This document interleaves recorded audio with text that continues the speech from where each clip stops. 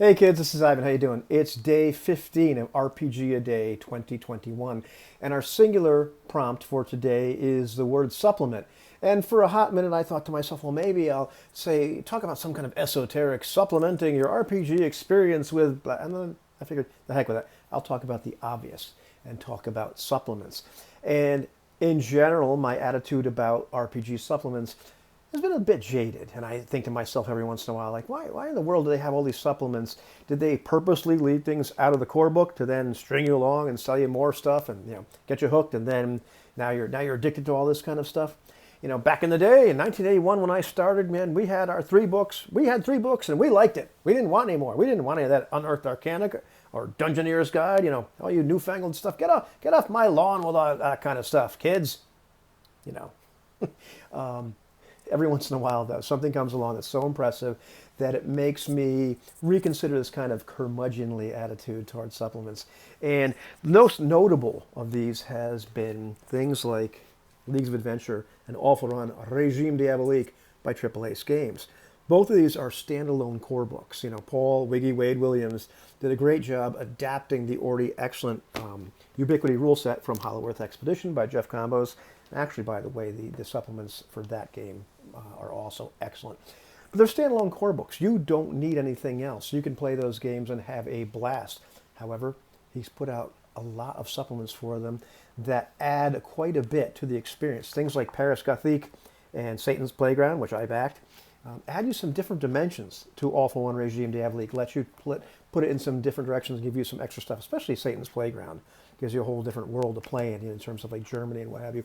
The Risu's Guides, on the other hand, of which only one is available in print, the other two are PDFs, gives you a whole bunch of little kind of like short essays, if you will, or one or two pagers, taking the Ubiquity rule set and applying it to a specific situation. And he just came up with these tons of novel ways to handle stuff like that. And as far as Leagues of Adventure is concerned, that's where things get really interesting, because he took the same approach. I forget the name of them off the top of my head. They're only available in PDF right now. But a bunch of things for Leagues of Adventure, once again, taking the rule set and just putting a little twist on here and there, and how to handle expeditions, etc. Just great, expansions to the rules. But where it gets really interesting and really, really cool is in the Leagues of Gothic Horror expansion for Leagues of Adventure.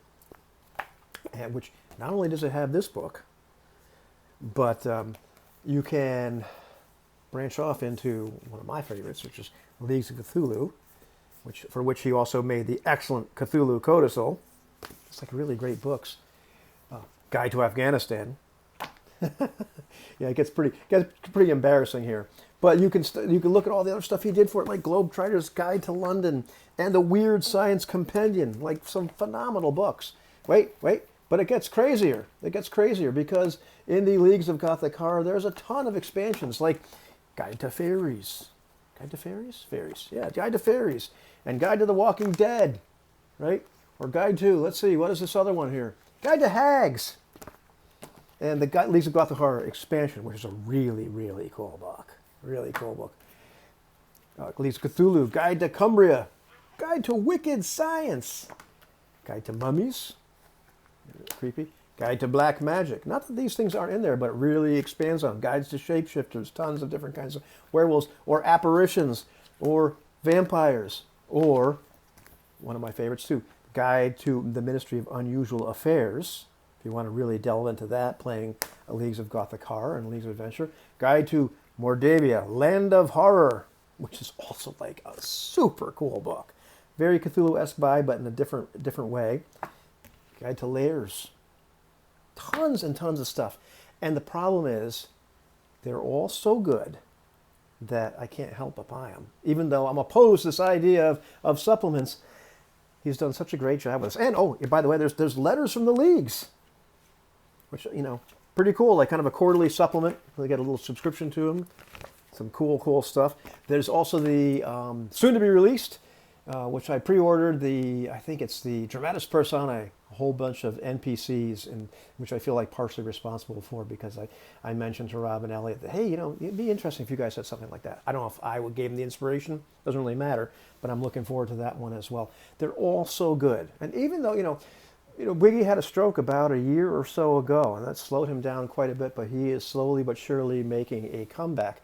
But just so much stuff he's put out, and it's so good. It's so creative.